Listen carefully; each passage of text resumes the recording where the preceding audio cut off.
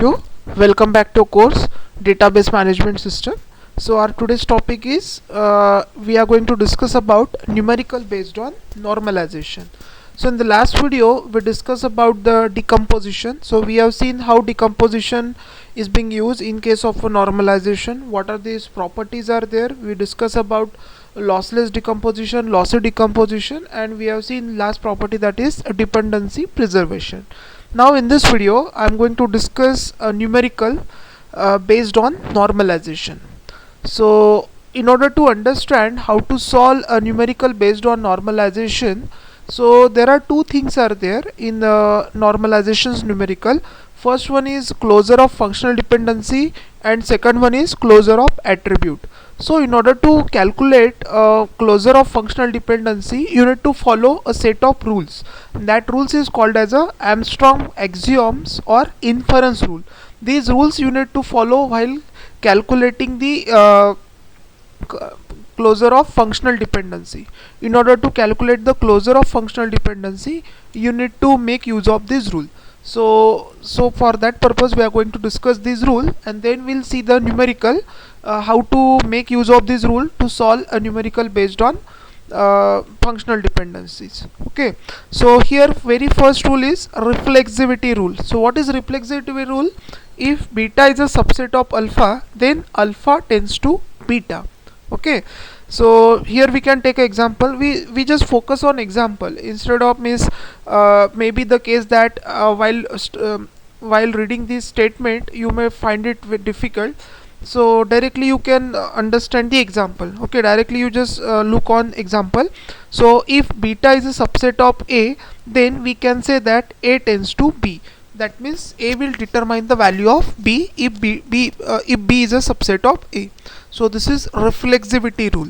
Then the second is augmentation rule. So directly we jump to example instead of reading this statement.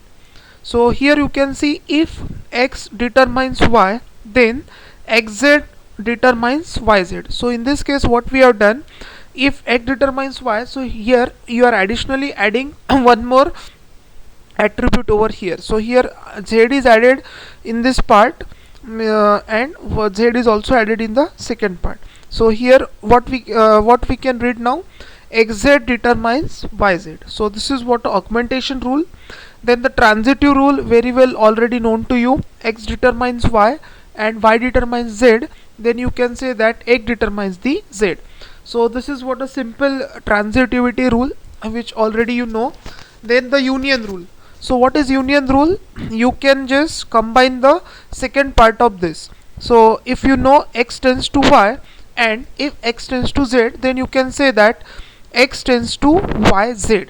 Okay, if X tends to Y and X tends to Z, then you can say that X tends to YZ. So here union, you apply union rule. So Y and Z, these two parts are combined. So this is considered as a union rule. Then next one is a decomposition rule. So in case of a decomposition rule, directly we again discuss the example over here.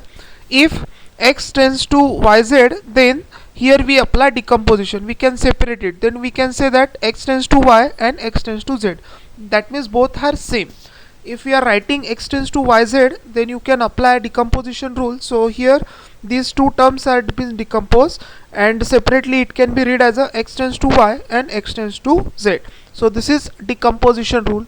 Then the self-determination rule, directly X tends to X. For every attribute of the table, self-determination property is true. You can say that X determines X, Y determines Y, Z determines Z, like that. Then next one is a composition rule. In case of a composition rule, if alpha tends to beta and gamma tends to delta, then you can say that, directly we need to discuss the example. If X tends to Y and Z tends to W, then we can say that XZ determines YW. So here what we have done, we have combined this XZ and we have combined this YW. So this is called as a composition rule. In case of a union rule, what we have done, we have just combined the second part. In the composition rule, we can able to combine both the parts. And last one is a pseudo transitivity rule. So if X tends to Y and YW determines z, then you can say that here what you are doing, x w determines z. So here we can omit the y. So this is what a pseudo transitivity rule. So here I just told you about the rules. Okay, don't worry if you are getting confused, you are not getting how that rule will work. So while discussing example, this rule gets clear to you. Okay, but before discussing example, you should know what are the Armstrong axioms, or what are the different inference rules are there. So let's discuss very first numerical. So here our problem statement is, consider the relation R with attribute A, B, C, D, E, F, G with the following dependency. So these are the three dependencies given to you. AB determines CD, D determines E, and C determine FG. So you have to show that R is in second normal form but not in a third normal form. See, I want to tell you that this kind of numerical is not going to ask in a GATE exam, but these kind of examples are asked in a university exam. Later on we are also focusing on GATE numericals, don't worry about this.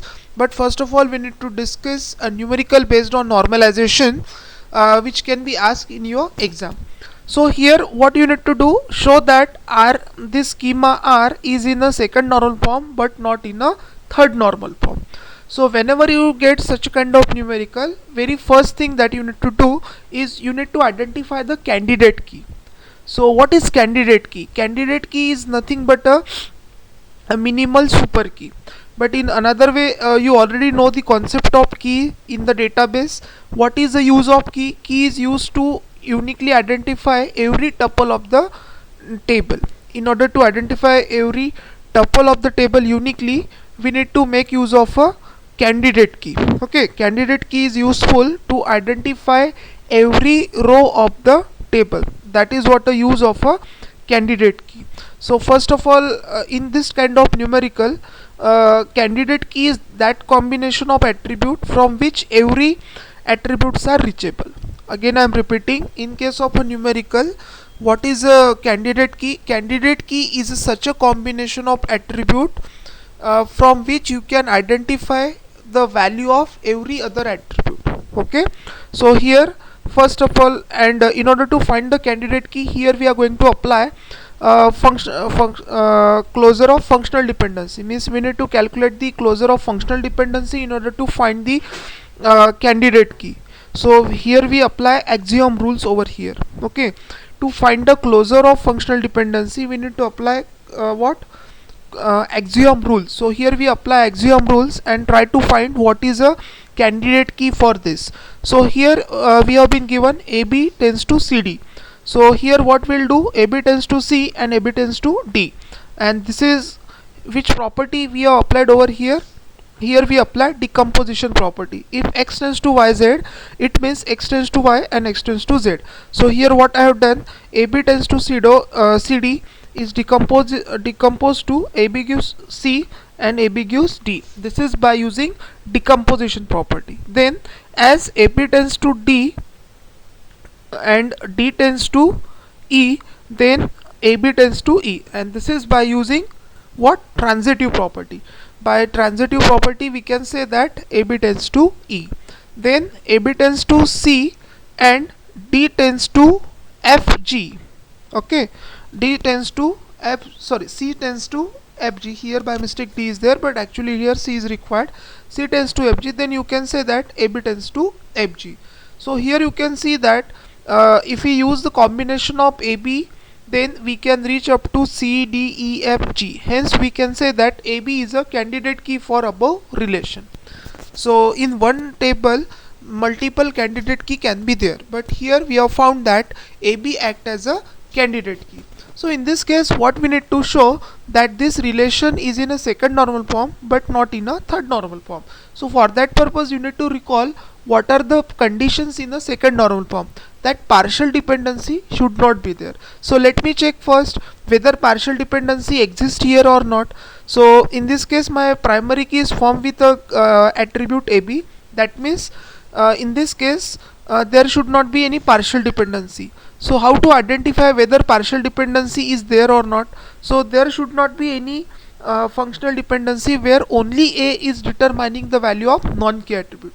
So in this case, as I am telling you, AB is a candidate key and it acts as a primary key. Okay, so what are the key attributes? A and B as a key attribute, whereas C, D, E, F, G, they are called as a non-key attribute because they do not take part in the formation of primary key. Okay, so in this case, what is your observation? Whether you find anywhere that only A or only B is going to find the value of any other non-key attribute, only A is finding the value of C, D, E, F, G, or only B is finding the value of C, D, E, F, G. Is it the case? No. This kind of thing is not there. That's why we can say that this particular relation is in a second normal form. So you need to write the explanation properly. As in this particular numerical, there is no partial dependency exists. Why? Because no attribute, no single attribute determines the value of non-key attribute. Hence there is no partial dependency. As there is no partial dependency exist in this particular numerical, that's why this particular relation is in a second normal form.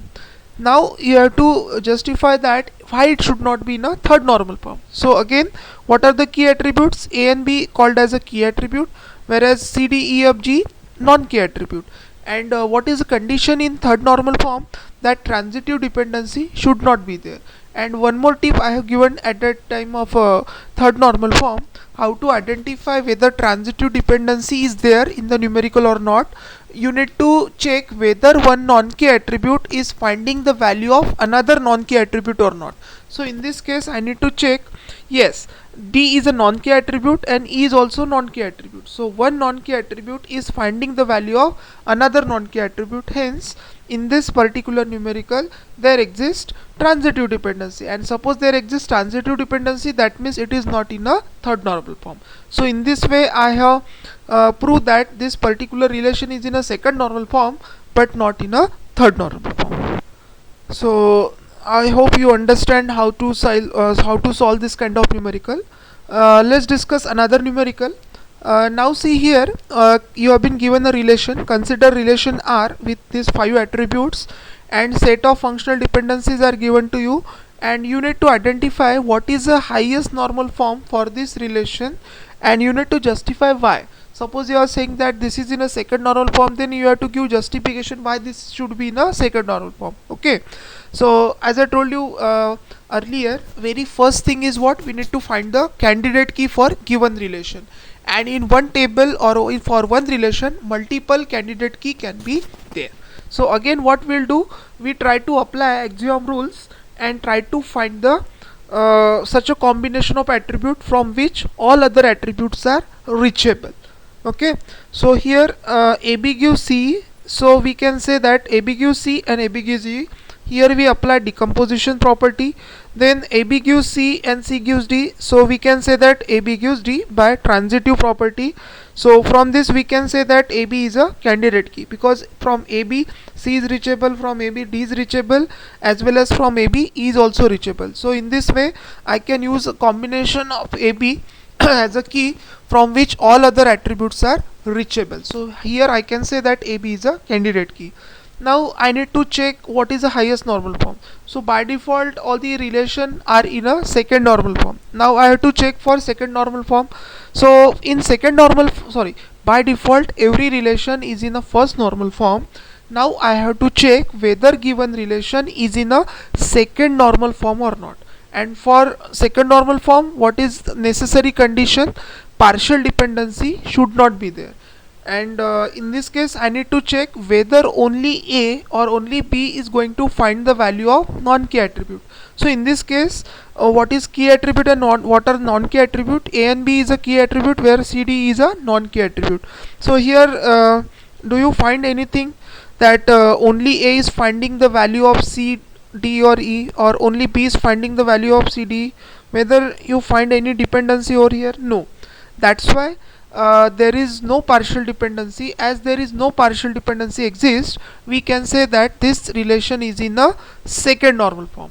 Now we have to check for third normal form. Okay, So for third normal form, what is the condition? For third normal form, condition is that transitive dependency should not be there. And how will you identify that whether transitive dependency exists or not?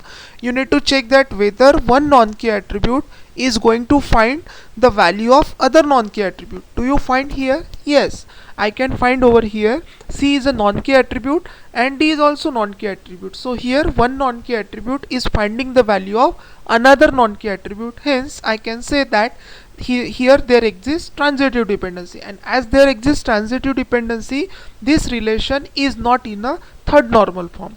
That means what is the highest normal form for this relation? That is second normal form. So this kind of numerical can also be solved. Okay, now we'll take one more numerical where we need to calculate closure of functional dependency, as well as we need to calculate closure of attribute. So try to read this numerical very carefully. Compute the closure of following set f of functional dependency of a given relation. This relation is given and this set of dependencies are given. So here you need to compute the closure of functional dependency, and you need to compute the closure of attribute ABE and closure of attribute AB. So in this case you need to calculate two things. One is a closure of functional dependency and second one is closure of attribute. So first of all we'll just calculate the closure of functional dependency. So F closure represents the closure of functional dependency. And how to find closure of functional dependency? Just by applying set of axiom rules on a given dependency.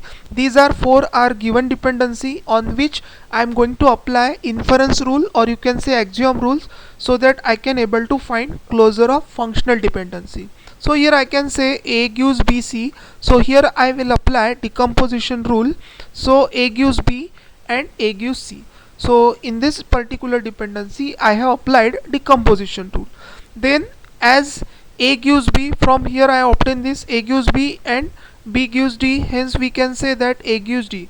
So here I apply transitive property. Again here CD gives E and E gives A, hence I can say that CD gives A, again by means of transitive property. And reflexive property already you know. A tends to A, B tends to B, E tends to E. For every attribute you can say that there exists reflexive property. So this is what closure of functional dependency. How you have find closure of dependency, closure of functional dependency? By applying set of axiom rules on given dependency. So here we have completed first part. Now second thing is I need to calculate the closure of attribute ABE. So here we need to understand how to find. In order to find the closure of attribute, what you need to do, you need to take this attribute as it is. So here result equals to ABE, I have taken it as it is. Then you need to consider all the dependencies given in the numerical, and one by one you need to apply over here. So here result equals to ABE. So we need to check for A, is there any dependency? Yes, A tends to BC. So what we will do, for A tends to BC we get the result, we have to take the union of this. So this A will be replaced by BC, that is ABE union BC. So we will get ABCE. Then after that we have to check for CD, whether CD is present here. No, so it cannot be applied. Next we have to check for B. Yes, whether B is present. Yes, so B tends to D. So what you need to do, for B tends to D we get the result ABCE union D. So we got ABCDE. So here I think we got all the, so here we got ABCDE, hence we can say that this is a closure of attribute ABC, that is ABCDE. Once you get all the attributes, your closure will stop. Okay, then there is no need to consider more dependency because all attributes are already being covered. So this is how you find the closure of attribute ABE. Then we need to find closure of attribute AB. Okay, again the procedure is same. You need to take, first of all you need to take the attribute as it is, result equals to AB. Then you need to consider all these dependency one by one. So here A is there, so this for A tends to BC. So what you need to do, A tends to BC, we get AB union BC. So we got ABC. Then we need to consider Next dependency, whether CD will be covered. No, here only C is there, but here CD, so we cannot consider this dependency, but we can consider this. Here B is there, here B is there, so that B is replaced by D, not replace, but B tends to D, that means B is going to determine the value of D. So ABC, ABC E, okay, just wait for it. Here what I've done, B tends to D, so here we are going to add ABC. Here E should not be there, ABC union D, so here we got ABCD. Okay, E is not there. Okay, E is not being added yet. Then here CD gives E, so ABCD union E, so we got ABCDE. Okay, here some print mistake is there, so try to understand over this. First of all, you need to consider this A gives BC, so you obtain this ABC because this C is added over here. Okay, then you apply this B gives D, so D is added, so we got ABCD, and finally we replace the value of CD by E. Not replace, but we determine. So in this case, in our case, CD is there, so from CD you will get the value of E. So here what you will write, A B C D E. So this is what a AB closure, A B C D E. So in this way we have find the closure of attribute AB. So I hope you understand how to make use of axiom rules in order to find closure of functional dependency, and you also understand the procedure of finding closure of attributes. So this kind of numerical can be asked in your exam, where you need to identify what is highest normal form, you need to show a particular relation in particular normal form, or you need to calculate closure of functional dependency and closure of attribute. Thank you.